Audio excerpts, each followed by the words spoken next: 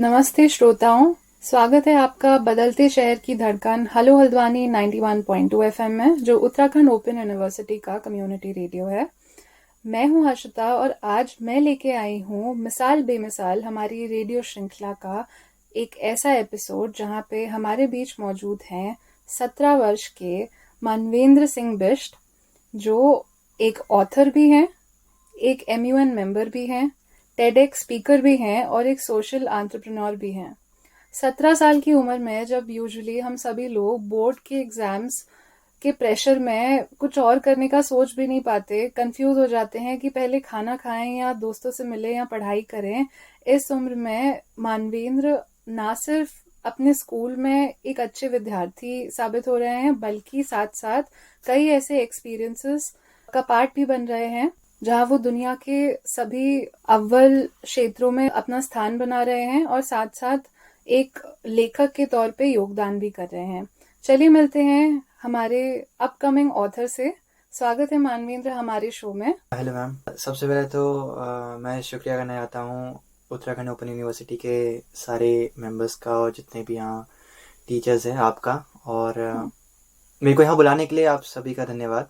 स्वागत है आपका। मेरी आवाज़ को लोगों तक पहुँचाने के लिए आपका जो रेडियो हेलो हल्द्वानी है, उस पर मैं बहुत बिलीव करता हूँ। एक्चुअली मैं सुनता भी हूँ। मैं इस रेडियो के बीच कुछ 2-3 साल पहले आया था और मेरे को पता लगा कि मतलब हल्द्वानी ऐसे शहर में भी रेडियो है, क्योंकि मैं देहरादून से हल्द्वानी जब शिफ्ट हुआ, देहरादून में वहाँ पर 93.5 रेड FM चलता था। तो मैं रेडियो बहुत सुनता था, रेडियो में गाने चलते थे। तो हाँ, मैं गाने सुनता था और वहाँ पर जो आरजे अपनी पर्सनल लाइफ, पर्सनल स्टोरीज के बारे में बताते थे, मेरे को बड़ा अच्छा लगता था, खाना खाते खाते, स्कूल के आने के बाद, सोने से पहले। तो फिर हल्द्वानी में जब आया तो मेरे को थोड़ा मिसिंग आउट लगा कि यार एक रेडियो मैं वहाँ सुनता था देहरादून में और यहाँ पर आकर ऐसा चेंज। बट फिर कुछ महीने 2 महीने बाद मेरे को पता चला कि यहाँ पर हेलो हल्द्वानी करके एक रेडियो स्टेशन है और मैं बड़ा खुश हुआ। मैंने कहा एक बार ट्राई करते हैं और सच बता रहा हूँ, मेरे को काफ़ी अच्छा लगा। तब का दिन है, आज का दिन है। Yes, I am a great fan of hello Haldwani. Okay, तो यस, थैंक यू अगेन। तो शुरू करते हैं। मानवेंद्र, मुझे आपको मानवेंद्र बुलाना चाहिए या MKS बुलाना चाहिए, जो आपका पेन नेम है? MKS reads good. अच्छा, ओके। तो MKS, आप 17 इयर्स ओल्ड ऑथर हैं, अप एंड कमिंग ऑथर हैं। तो प्लीज हमें ये बताइए कि आपने अपनी राइटिंग जर्नी कैसे शुरू करी? आपको कहाँ से प्रेरणा मिली? आपने किन किन ऑथर्स को पढ़ा? क्योंकि लिखने से पहले पढ़ना जरूरी होता है। तो किन ऑथर्स ने आपको इंस्पायर किया? और आजकल के जमाने में कहते हैं कि काफी सिंथेटिक राइटिंग हो गई है, स्पेशली जब से AI आया है। तो उस बारे में भी कुछ बताइए कि, और स्पेशली जब हम एक ऐसे युग में जी रहे हैं। मैंने जब आपको पहली बार देखा, जब मैं रेडियो में अभी आई, तो मुझे पहले लगा कि आप, जब मुझे सबने बताया कि एक बड़ी हस्ती हमारे बीच है, तो मेरा फर्स्ट गेस था कि आप डेफिनेटली कोई अच्छे यूट्यूबर हो, या तो आप कोई टेक से रिलेटेड कोई यूट्यूबर हो या कोई गेमिंग से रिलेटेड यूट्यूबर हो। आई कुड नॉट गेस कि आप ऑथर हो गए। ठीक है, तो because that is what the perception is today, कि कोई भी जवान बच्चे या युवा जो लोग हैं, उन लोगों को ज्यादातर हम सोचते हैं कि okay, they must do something with technology, या वो कुछ क्रिएटर होंगे, हाँ, कंटेंट क्रिएटर्स होंगे या वो होंगे। But I could never guess that you would be an author. तो उस बारे में कुछ बताइए कि कैसे आप ऑथर बने, शुरुआत कैसे हुई MKS के फॉर्मेशन की? आपने मुझसे बहुत सारे क्वेश्चन पूछे, लेकिन मैं आपसे क्वेश्चन पूछूं, क्या मैं आपको मैम बोलूं या दीदी बोलूं? आप मुझे हर्षदा बोल सकते हो। हर्षदा दीदी जी।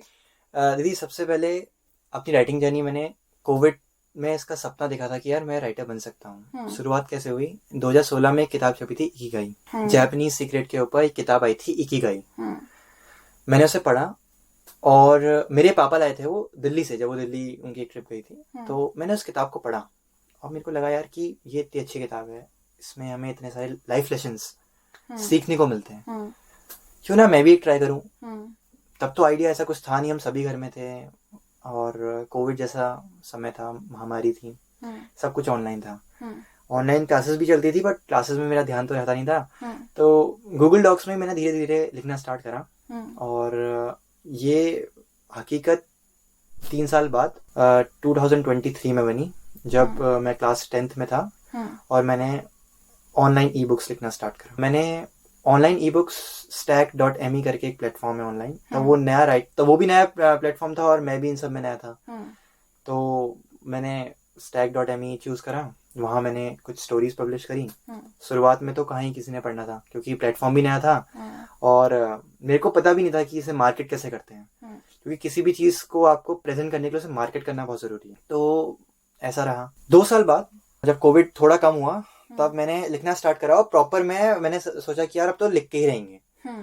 मेरे बहुत सारे ऑथर्स, मैं कहूंगा जय शेट्टी उनमें से एक है, रस्किन बॉन्ड उनमें से एक है, चेतन भगत भी उनमें से एक है। रस्किन बॉन्ड तो आई थिंक जो भी पहाड़ से हैं, हाँ वो हमारे उत्तराखंड से, वो तो उनके फेवरेट राइटर बन ही जाते हैं। बिल्कुल उत्तराखंड से वो हमारे हैं, और मेरे को पता ही था कि वो उत्तराखंड से हैं। मतलब ये मेरे को कोविड में ही पता चला। अच्छा। जब मैं थोड़ा लिखना, क्योंकि मैं तब क्लास 7 में था। उनकी सारी स्टोरीज ही पहाड़ के बारे में होती हैं, तो it's not very hard to guess कि he loves mountains and he lives in the mountains. He definitely lives in mountain and he's a legendary man. तो हाँ, मैंने लिखना स्टार्ट करा, और एक बहुत गजब की बात बताता हूँ आपको। जब मैंने लिखना स्टार्ट करा, मेरे उसमें बहुत ग्रामर मिस्टेक्स होती थी जो होते हैं ना, और मेरे टीचर्स ने आके मेरे को करेक्ट करा कि भाई यार मैंने पढ़ा तो क्या लिख रहा है, और मेरे को शर्म आ जाती थी। मैंने कहा यार भाई अब तो बेइज्जती कर दी, ठीक है। बट हाँ, मेरे को काफी, फिर मेरे को पता चला कि एक एक्चुअल किताब लिखते कैसे। लाइक किताब ऐसा नहीं कि आपने कुछ लिख दिया and you call it a book. There are different types of books, e books, audio books, एक बुक पेपरबैक फॉर्मेट में। तो मेरे को पता चला कि यार ये चीज जिसमें मैं काम कर रहा हूँ ये कोई छोटी मोटी चीज तो बिल्कुल नहीं है। अगर मैं किसी किताब को पढ़ रहा हूँ तो वो भी किसी ने लिखी होगी, और जिसने वो लिखी होगी एंड उस बंदे ने भी सोचा होगा कि यार जो मैं लिख रहा हूँ ये कोई दूसरा पढ़ेगा। Yes definitely. तो वो चीज अंदर आई, वो टीचर्स के थ्रू आई, टीचर्स के थ्रू भी आई। और मैं कहूँगा जब मैं खुद भी लेट नाइट प्रोजेक्ट्स करता था, क्योंकि मैं सिर्फ किताबें नहीं लिखता हूँ, मैं उसके साथ घोस्ट राइटिंग भी प्रोवाइड करता हूँ, आर्टिकल राइटिंग भी करता हूँ। तो yes, it's long journey back.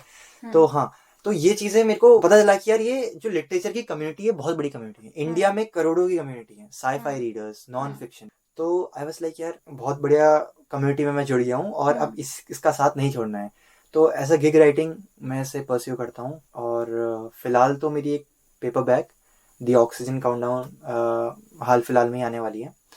Clever Fox publishing के थ्रू मैंने कॉन्ट्रैक्ट साइन करे हैं। That's very good, congratulations. Thank you.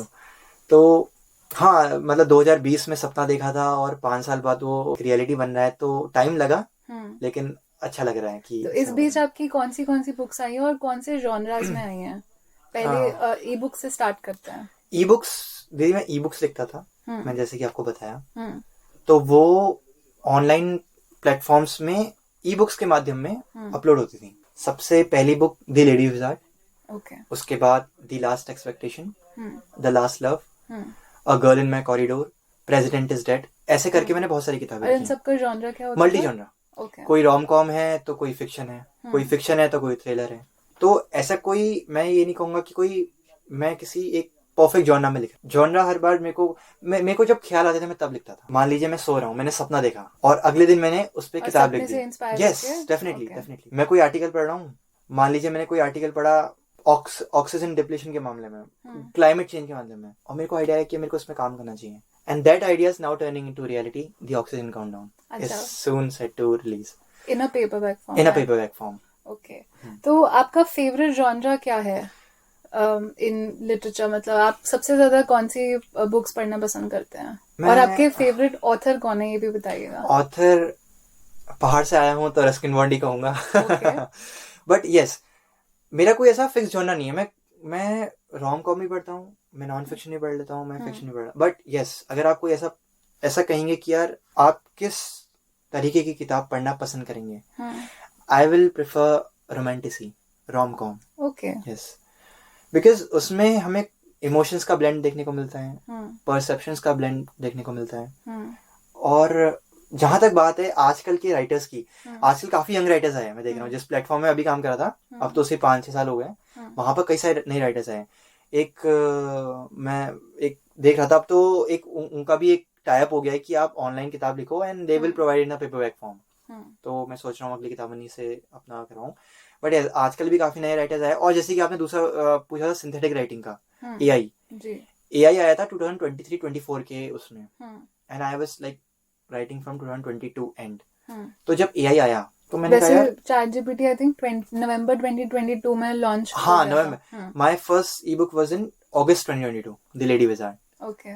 तो तो उस टाइम पे मतलब अब मैंने ये पूछा था कि वो इतना इजी हो गया राइटिंग. हाँ तो डेफिनेटली आपका मैं वो कहूंगा आपका प्रोसेस कैसा रहता है? क्योंकि राइटिंग see, डेफिनेटली. जब जो राइटिंग जो एक फील्ड है ना, इसको ज्यादातर लोग अपने एक्सपीरियंस से या कोई बहुत जब एज में लोग बढ़ जाते हैं तब वो लोग ये इस फील्ड में आते हैं.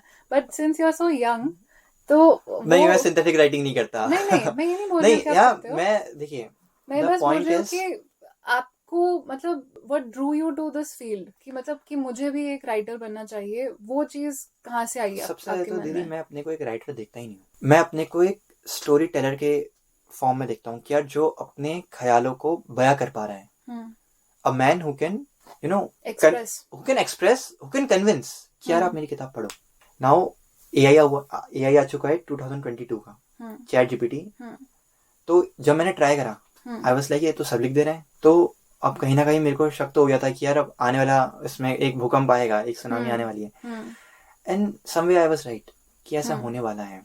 और आज आप देखेंगे तो जब मैं कर रहा था 2023-24 के साल में, तब इंटर्नशिप्स, फेलोशिप्स इन content creation like story writing, ghost writing, article writing बहुत सारी थी. Now it's zero. क्योंकि कंपनीज प्रेफर करती है कि यार वो अपना काम एआई से कराएं रेदर देन किसी एक यंग स्टोरी राइटर कहूंगा या किसी राइटर से करवाएं. बुक रिव्यू को आप देखेंगे, बुक रिव्यू की फील्ड में भी गिरावट आई है. नाउ आप अपनी किताब पीडीएफ फॉर्म में चैट जीपीटी, ग्रॉक इन सब में अपलोड कर दो and they will provide you a genuine results. I must say genuine आपको रिव्यू देंगे और आपको बताएंगे कि आपकी खामियां हैं which a human can hardly do. कि यार वो एक तो आपसे पैसे भी ले रहे हैं, टाइम टेकिंग बहुत है. एआई आया है, एआई इज फ्री, आप सभी जानते हैं. नेचुरली तो ये फील्ड डिक्लाइन हो रहा है definitely. It's in a verge of declining. But I must से writing is not about expressing yourself but giving new perspectives. AI वो कभी नहीं कर सकता. Beautifully put. तो आपकी राइटिंग, आपका काम इस सिंथेटिक राइटिंग के दौर में किस तरह से डिफरेंट होगा?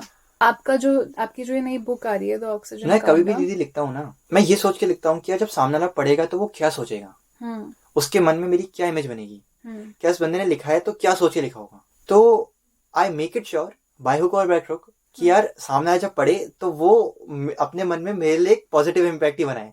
कल की डेट में अगर मैं उससे मिल गया तो बोलेगा ना कि यार भाई आपकी किताब पढ़ी थी and it was damn good. तो whenever I write I mainly मैं ट्राई करता हूँ कि यार एक ऐसे टॉपिक के ऊपर लिखूं जहां पर कहीं सोशल इम्पैक्ट हो रहा हो मेरे through. Oxygen countdown is all about social impact. इसमें आपको साइकोलॉजिकल थ्रिलर मिलेगा, ड्रामा मिलेगा, इमोशनल ब्लेंड मिलेगा. It's all about you know a war which is not a war. Social impact अगर मैं थोड़ा ब्लर्ब दूं आपके जो लिसनर्स हैं, सबसे पहले तो थैंक यू आप सभी मेरे को सुन रहे हैं.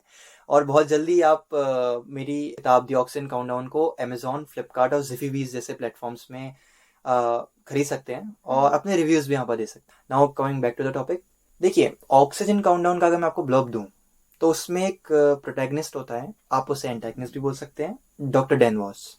Anti hero. हाँ kind of hero and an anti hero, mainly an anti hero.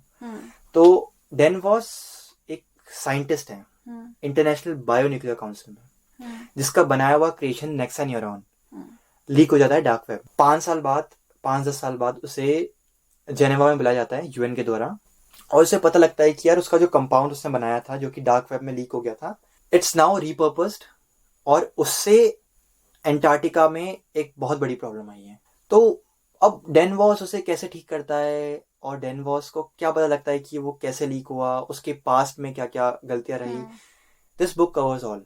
तो ये मैं ये नहीं कहूंगा कि यार जो नॉन फिक्शन पढ़ता है वो उसे ना पढ़े. This book is a mix of non fiction, fiction and everything you can imagine. Because जैसा कि मैंने डिस्टोपियन थीम लग रही है मुझे इसकी. हाँ यू कैन कोट दैट. क्योंकि ये एक सोशल इम्पैक्ट. और जब आप इसे लास्ट में when you will go through the epilogue, I must से आपके लिसनर्स को कि प्लीज किताब को पूरा पढ़ना, एपिलॉग तक लास्ट तक पढ़ना, because I have put my poetries in it.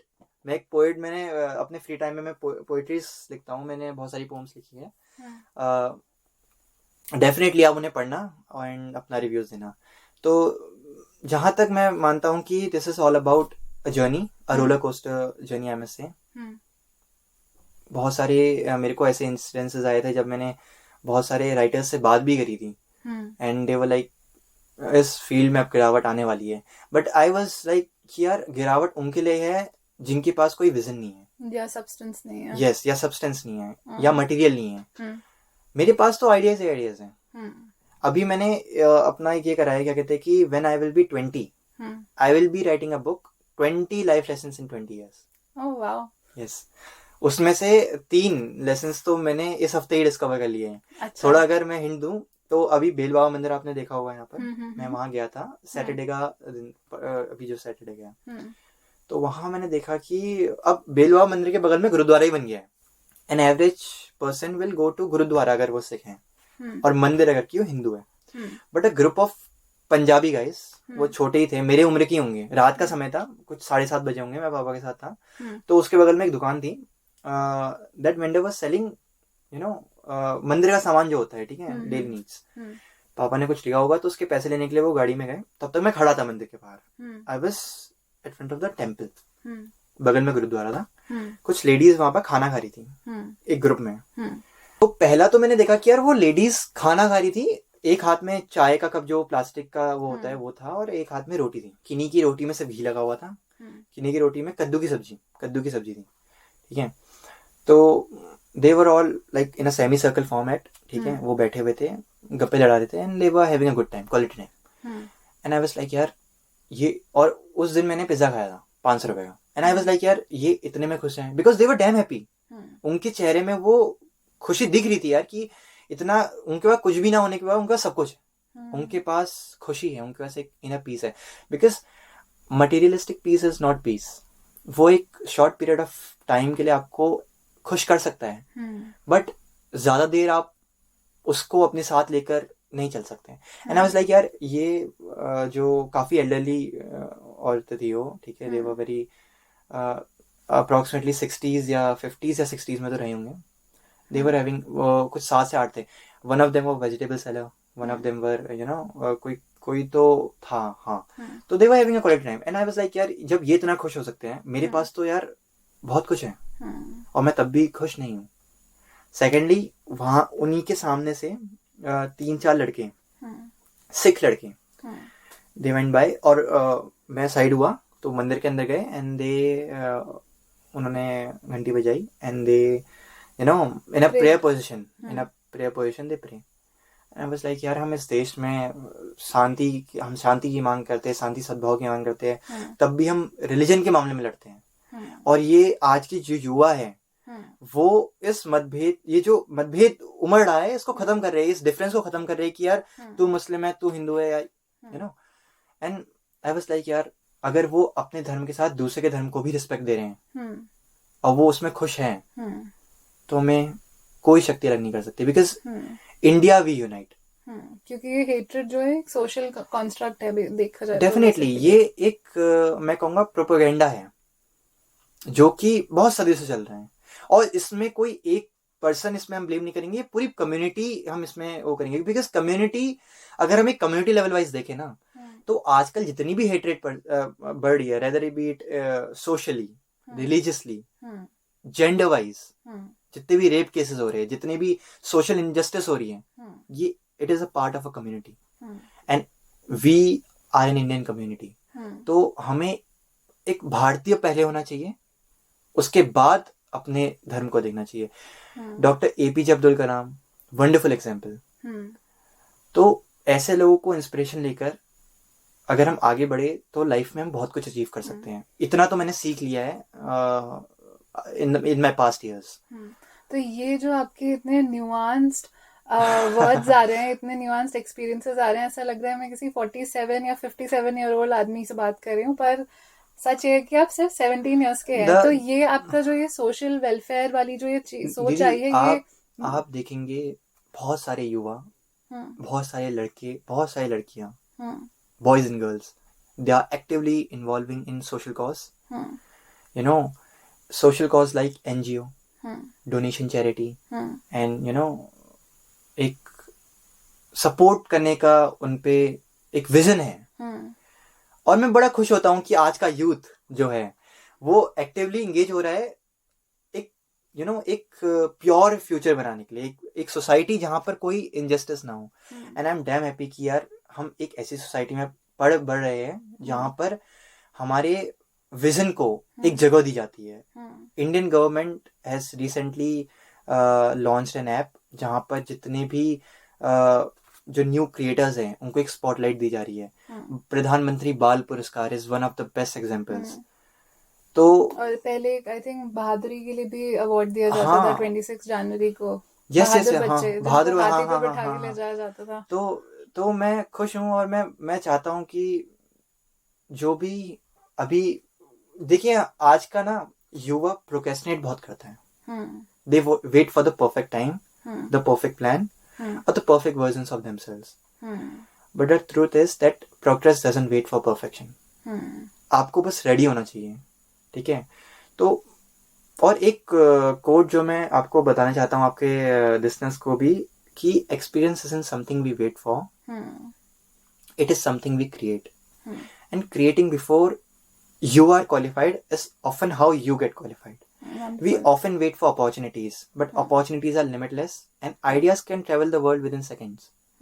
तो आज का युवा because gadgets, internet, अब सब चीज we can google it. पहले से डिक्शनरी का बड़ा क्रेज होता था. I still remember क्लास 6 की डिक्शनरी मेरे पास अभी भी है. I hardly opens it because सब चीज तो गूगल में अवेलेबल है. सब चीज ChatGPT, Grok AI में आ जाता है. तो एक प्रोक्रेस्टिनेशन वाला एटीट्यूड हमारा बन जाता है. तो उसको देखिए दीदी, मैं पर्सनली बताऊं तो मैं भी उसे काउंटर नहीं कर पा रहा हूँ. I procrastinate a lot, but now that I have found direction, definitely I have found direction from those guys sitting in a semi circle having quality time, even happiness. और मेरे पास तो बहुत ज्यादा है. और आप बता रहे थे आपके फ्रेंड्स, आपके क्लासमेट्स, वो लोग भी आपको कितना इंस्पायर करते हैं. मेरे कुछ दोस्त हैं, they are artist, they are music directors, some of them are doing internships, fellowships, some are doing research scholar. बहुत सारे लोग हैं और बहुत सारी कहानियां हैं. India is a place full of stories. अच्छी भी मिलेंगी, बुरी भी मिलेंगी. अब वो आपका इंटेंट है, आपका डेफिनेटली आपका माइंडसेट है कि आप किस माइंडसेट से चीजों को परस्यू करते हो. Recently I have heard a news. 9 साल के बच्चे ने एक सैटेलाइट बनाई, नहीं एक ड्रोन बनाया. हाँ. दूसरे पेज में आई रेड कि एक 9 साल के बच्चे ने एक लड़की का रेप कर दिया. And you know the mindset, दोनों 9 साल के हैं, दोनों के पास दिमाग है, but the one who build that drone he actually use it, और दूसरा हमारी सोसाइटी की वजह से बिगड़ गया.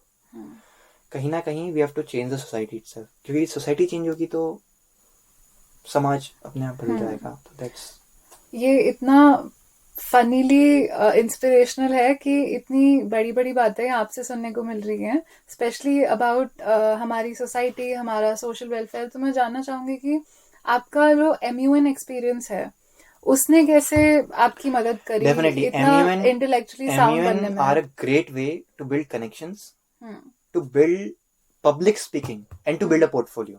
MUNs are great way. MUN model united nation. आपने कब ज्वाइन किया था MUN? अभी तो मेरे को कुछ महीने ही हो रहे हैं. अच्छा. MUN में क्या होता है कि you are given a portfolio, okay, and you have to speak about your stands. अगर मान लीजिए रशिया यूक्रेन कॉन्फ्लिक्ट है, आपको कोई ऐसी कंट्री दे दी है जो न्यूट्रल है, तो what are your stands? Imagine India. Imagine करना होता है कि आप उस. It is all about imagination. It is all about imagination. उसमें भी MUN में भी कैटेगरी आती है AIPPM, all India political party meet. And I must say कि वो एक बहुत बढ़िया जरिया है अपने डिबेटिंग स्किल्स को एनहांस करने का. आपको क्या लगता है कि MUN से स्टूडेंट्स जो यूथ की आप बात कर रहे हैं, जबकि आप खुद भी यूथ का ही पार्ट है, आप यूथ की बात कर रहे हैं, तो आपको क्या लगता है कि MUNs जैसे प्लेटफॉर्म्स अगर स्कूल्स अडॉप्ट करें तो उससे क्या स्टूडेंट्स हाँ पॉलिटिकली बिल्कुल। एम्पावर होते हैं, उनको ज्यादा नॉलेज मिलती है? उसका क्या रोल रहता है एक स्टूडेंट की लाइफ में? देखिए, अगर स्कूल लेवल पे एमयूएंस को हम मैंडेटरी कर दे कि यार हर बच्चे को एक बार तो एमएन करना ही है, हम्म तो उसको कहीं ना कहीं आइडिया मिल जाता है कि यार ये दुनिया चलती कैसे है। हम्म भले ही वो सब बच्चे हैं जो पार्टिसिपेट कर रहे हैं, but hmm at least they will get an idea how this world functions. Hmm UN के बारे में जिसको नहीं पता है उसको पता चलेगा, हम्म या जिसको इंडिया का पॉलिटिकल स्ट्रक्चर नहीं पता है उसको पता चलेगा। हम्म तो it is a great way to enhance your capabilities है वैसे तो।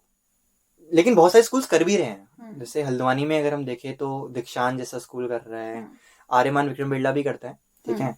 जहाँ मैं पढ़ता हूँ एक्चुअली मैं आर्यमान विक्रम बिरला में, तो हाँ, तो कई सारे स्कूल्स करते हैं एंड अच्छा लगता है कि बच्चे पार्टिसिपेट करते हैं। बट ये है कि एमयूआर बेसिकली टू मोटिवेट योरसेल्व्स, तो ऐसा है।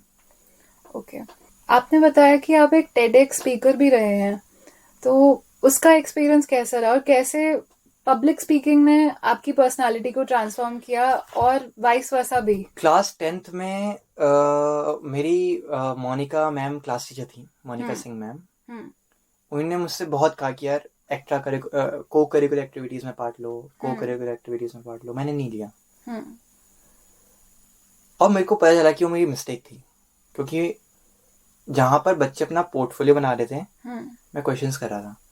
एंड आई मस्ट से कि studies academics is very must AI के जमाने में एक्चुअली, बट कहीं ना कहीं आपका पोर्टफोलियो भी स्ट्रांग होना चाहिए, the extra curricular activities. 11th में आई ट्राइड माई बेस्ट। अभी मैं स्कूल का एंकर भी हूँ। आई डिड मेरे जो स्कूल का एनुअल प्रोग्राम था उसमें मैंने एंकरिंग भी करी थी।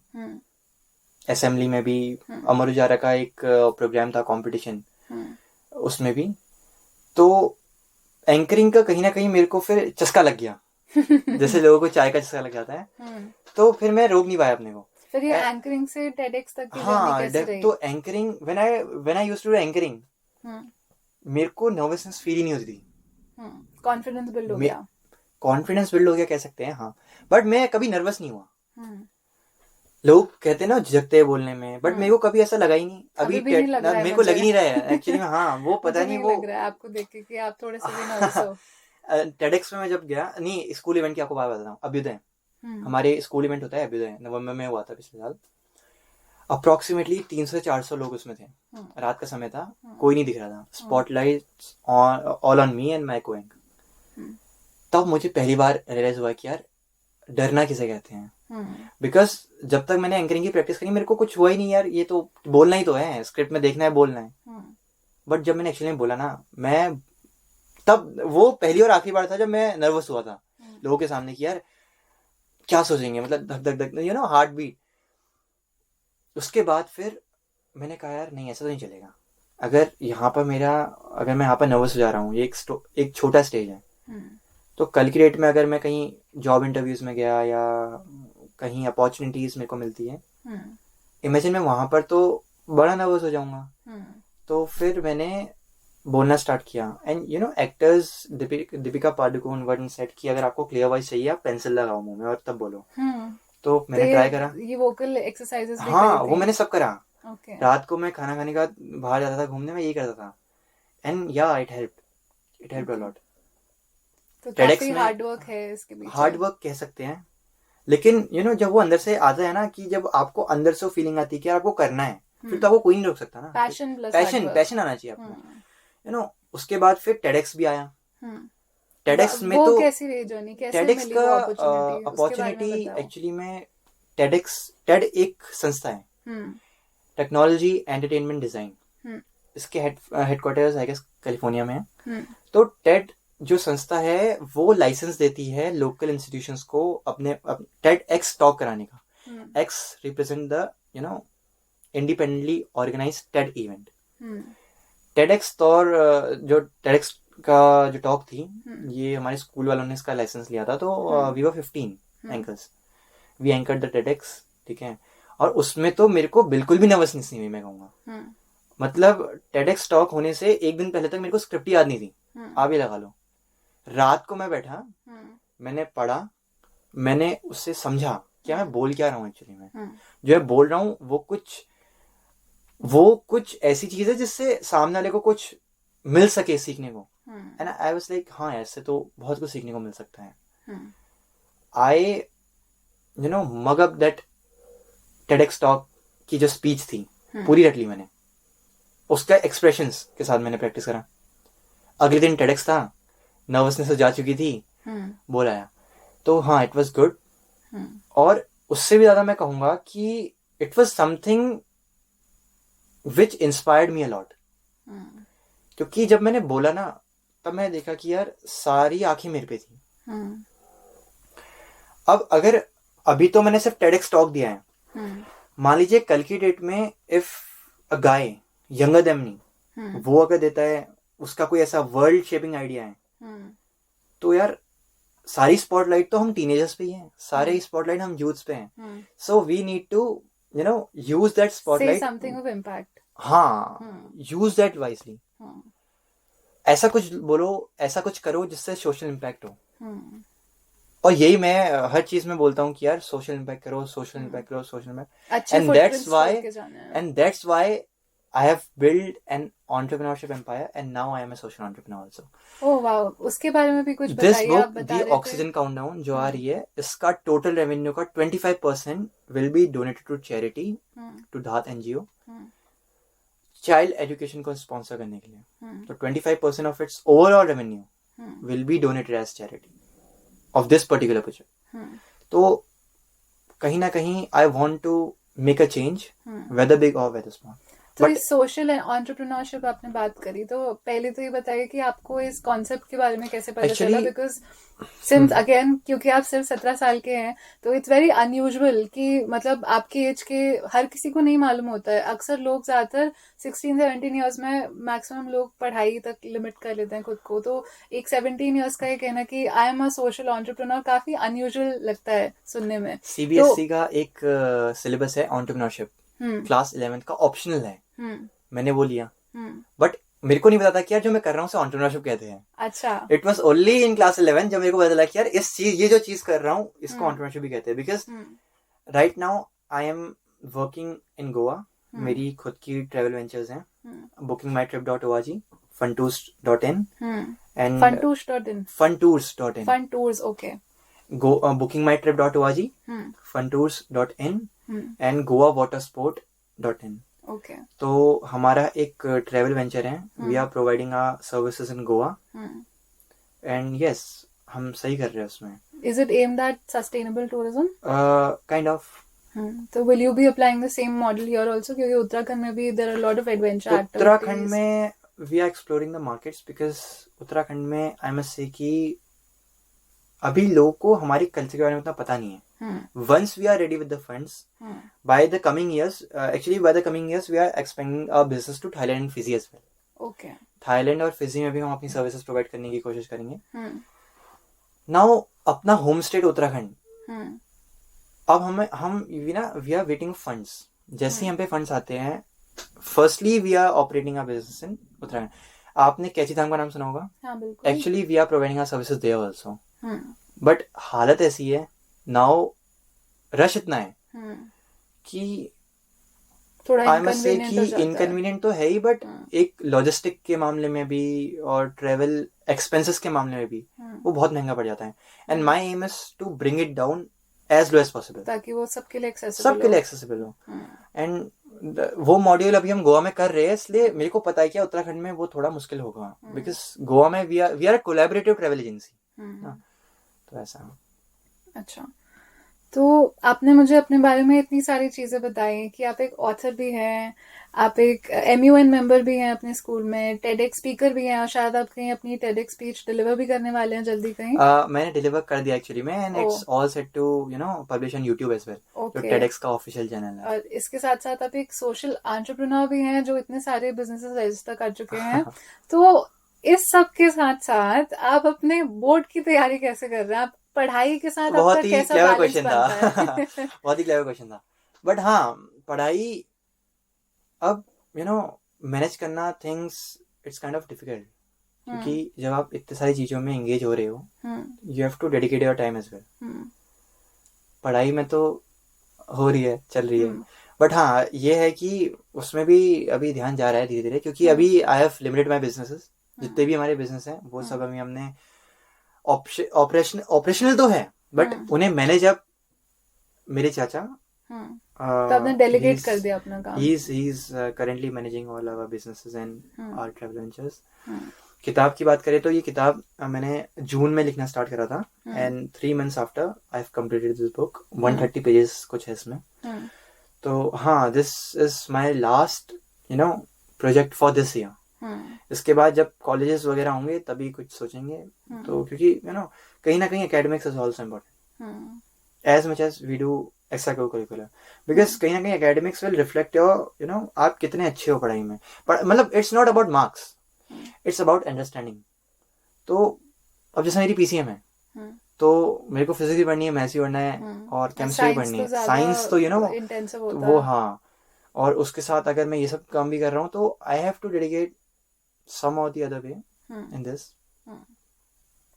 तो हाँ, कर रहे हैं। सब कुछ साथ में चल रहा है और कुछ कुछ काम डेलीगेट भी हो रहा है। हाँ, कुछ और हमने टाइम मैनेजमेंट अच्छे से आप फॉलो कर टाइम रहे हो। मैनेजमेंट हो पा रहा है, तभी मैंने कहा ना प्रोक्रेस्टिनेट। हम्म आज का यूथ बहुत प्रोक्रेस्टिनेट करता है। तो आपका मैसेज क्या रहेगा? आप अभी एक कम्युनिटी प्लेटफॉर्म पे, कम्युनिटी रेडियो पे हैं, जहां आपकी बातें हर कोई सुन रहा होगा, बड़े से लेकर छोटे से बच्चे तक। हमें नहीं पता किस किस तक ये प्रोग्राम जाएगा, तो आपका मैसेज क्या होगा बच्चों को भी, यूथ को भी? यूथ बोलना आप यूथ मत बोलेगा, आप मेरे साथ के लोग बोलेगा, पियर्स बोलेगा, क्योंकि आपका यूथ बोलना थोड़ा फनी लगता है क्योंकि आप खुद भी अभी यूथ का ही पार्ट हो। तो देखिए, आपका मैसेज क्या रहेगा कि लोगों को किस तरह से अपने होराइजन्स एक्सपैंड करने चाहिए, जैसे आपने किया? जो हमारा जो सिस्टम है, हम्म इस सिस्टम में एक बहुत बड़ी पीयर प्रेशर के आपने हाँ बारे में सुना होगा। वी कंपेयर ईच अदर, हम्म किसके कितने मार्क्स आए, ये चीज कर रहे हैं। हम्म मैं अगर कोई फैमिली बैठ के से सुन रही है, हम्म मेरा एक ही मैसेज रहेगा कि कंपेयर करना छोड़ दीजिए। हर कोई अलग है, हर किसी के पास अलग आइडिया है। कोई अपने वे में अच्छा कर रहा है तो कोई अपने वे में अच्छा कर रहा है। We can't compare them. एक सब्जेक्टिविटी है सब में। Definitely we can't compare them. So stop comparing and start collaborating. Because जब हम एक साथ चलते हैं ना, तो हम बहुत आगे तक जा सकते हैं। एंड पीयर प्रेशर का मैं खुद भी एक पार्ट रह चुका हूँ, एंड स्टिल, क्योंकि मैं सुनता हूँ लोगों से, एंड अपने घर वालों से भी, कि ये इतना अच्छा है पढ़ाई में, वो ये कर रहा है। एंड डेफिनेटली मेरे जो भाई लोग हैं, मेरे भाई जो कजन्स है और जो मेरे पड़ोसी हैं, डेफिनेटली वो भी इसी सब से गुजरते होंगे। Because at the end this is a community, जैसे कि मैंने आपको पहले बोला। हम एक दिन में इम्पैक्ट क्रिएट नहीं कर सकते हैं ना, it will be created bit by bit. तो मेरा तो सबसे, मैं कहूँगा, अगर आप मुझसे पूछेंगे मेन आपका जो क्या कहते हैं मैसेज क्या जाएगा, मैं ओनली मैसेजेस कि आप कंपेयर करना छोड़िए, कोलैबोरेट करना स्टार्ट करिए। बिकॉज वंस वी कोलैबोरेट, हम अपने होराइजन्स तो एक्सपेंड करेंगे ही करेंगे। We enhance our skills, our networks, and that bond of friendship. और रही बात प्रोग्रेस की, progress doesn't wait for perfection. तो ये मैसेज काफी बड़ा लगता होगा जब आप सुनेंगे ना कि यार ये ऐसी बातें बोल रहे हैं, but once you apply this in real life, आपको पता चलेगा कि यार लाइफ इज वेरी ब्यूटीफुल। अगर आप साथ बैठकर अपने आइडियाज को डिस्कस कर रहे हैं रेदर देन कंपेयरिंग, तो आप बहुत चीजें नई डिस्कवर कर सकते हैं। क्लासरूम इज यूनिफॉर्म, स्कूल की uniform is all about uniformity, but आज का वो कोर एम जो यूनिफॉर्म्स का रहा है वो रहा नहीं। We all compare each other. जब हम एक यूनिफॉर्म पहनते हैं तो we all are uniform, very insightful. We all are uniform, we can't compare on the basis of academics, on the basis of portfolios or experiences. Compare करना ही है तो इंसानियत के नाते करो ना। काफी अच्छी बात बोली आपने, जिसपे काफी विचार किया जा सकता है। सबका विचार, सबको विचार करने की जरूरत है इस बारे में। आपने 17 की इयर्स में ही इतने सारे अचीवमेंट्स ऑलरेडी टिक कर लिए हैं, जो आई थिंक लोगों के लेट 20s 30s तक के लाइफ गोल होते हैं. अब मैं पूछना चाहूंगी कि आपके फ्यूचर एस्पिरेशंस क्या हैं? आप कौन सी, अभी आप स्कूल में हैं, आपका कौन से सबसे ज्यादा कौन से सब्जेक्ट में इंटरेस्ट है, आप आगे क्या परस्यू करना चाहेंगे, और इन द नेक्स्ट 5 years या इन द नेक्स्ट 10 years आप अपने आप को कहाँ देखते हैं? 5 साल 10 साल तो बहुत ज्यादा बोल दिया आपने. अच्छा, ओके. बट अभी अभी क्या गोल है? 12th के बाद बोर्ड्स 12th में है. तो अच्छे नंबर आने चाहिए. हाँ, 12th के बाद हाँ. अच्छे नंबर लाकर उसके हाँ. बाद क्या प्लान है, क्या प्लान्स परस्यू करना है? प्लान्स ऑफ नाउ कोई नहीं है. अच्छा. मेरा एक ही प्लान था हम्म. कि मैं कुछ ऐसा करूं जिसकी वजह से किसी की लाइफ चेंज हो जाए. ये भी काफी ब्यूटीफुल प्लान है. और मेरा यही प्लान रहेगा हम्म. कि अगर मैं ऐसा कुछ कर सकता हूँ जिससे दूसरे की थोड़ी प्रॉब्लम सॉल्व भी हो जाती है, अगर वो मेरे वजह से उसके चेहरे में स्माइल आती है, it means a world to me. Because यार आज की दुनिया में हम किसी को हंसा दे रहे हैं या किसी को खुश कर दे रहे, इट मीन्स अ लॉट. हम किसी के बिजी, अब हमें नहीं पता ना किसी का दिन कैसा गया, किसी की लाइफ में क्या प्रॉब्लम्स चल रही है. मेरा एक और मैसेज रहेगा कि बी काइंड टू एवरीवन. आजकल हम एक अजीब सी फ्रस्ट्रेशन में जीते हैं. हमें फ्रस्ट्रेशन किस चीज की है? मटेरियलिस्टिक गुड्स की, पैसों की, इज्जत की. But at the end what counts is humanity, kindness, love and appreciation. तो मैं अपने को फ्यूचर में कहाँ देखता हूँ? मैं अपने को फ्यूचर में वहां देखता हूँ जहां मैं लोगों की मदद कर पा रहा हूँ और लोग मेरी वजह से खुश हो पा रहे हैं. That's my only aim. I must say my only aim for life. ये तो बहुत ही अच्छा गोल है आपका, बहुत ही प्रेरित करने वाला गोल है. इसी अच्छे नोट पे हम अब आपसे विदा लेते हैं हमारे रेडियो श्रृंखला मिसाल बेमिसाल से. आशा करती हूँ आपको ये एपिसोड बहुत पसंद आया होगा और इंस्पायरिंग लगा होगा. सुनते रहिए हमारा कम्युनिटी रेडियो, बदलते शहर की धड़कन, हेलो हल्द्वानी 91.2 FM. और जाते जाते मैं MKS को दोबारा हमारे श्रोताओं को उनको बोलना चाहूंगी कि अपनी किताब के बारे में जरूर कुछ बताइए कि वो कब रिलीज होने वाली है और कैसे हमारे श्रोता उसको एक्सेस कर सकते हैं, उसको खरीद सकते हैं, किन प्लेटफॉर्म्स में खरीद सकते हैं, और क्यों उनको वो किताब पढ़नी चाहिए. द ऑक्सीजन काउंटडाउन इज छोटा पैकेट बड़ा धमाका. अच्छा. बहुत जल्दी, हफ्ते 2 हफ्ते में it will be in Amazon, Flipkart, जिफीबीज, और मैं कोशिश करूंगा कि आपके नियरेस्ट स्टेशनरी में भी इसे उपलब्ध कराने की.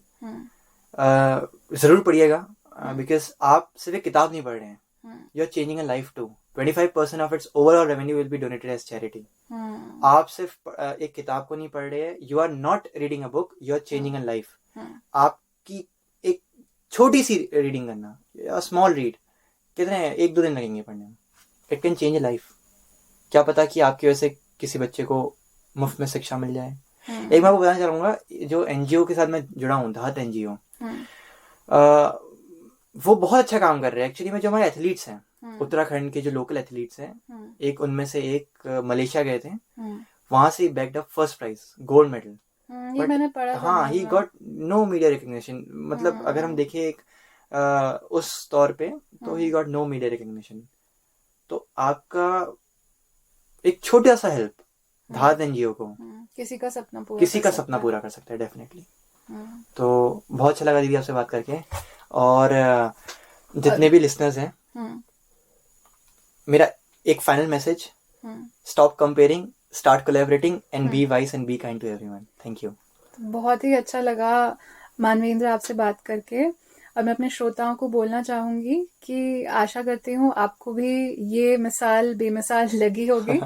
और आगे भी हम ऐसे कई शख्सियतों को बुलाएंगे, उनके साथ बातचीत करेंगे और आपको इंस्पायर करेंगे. धन्यवाद.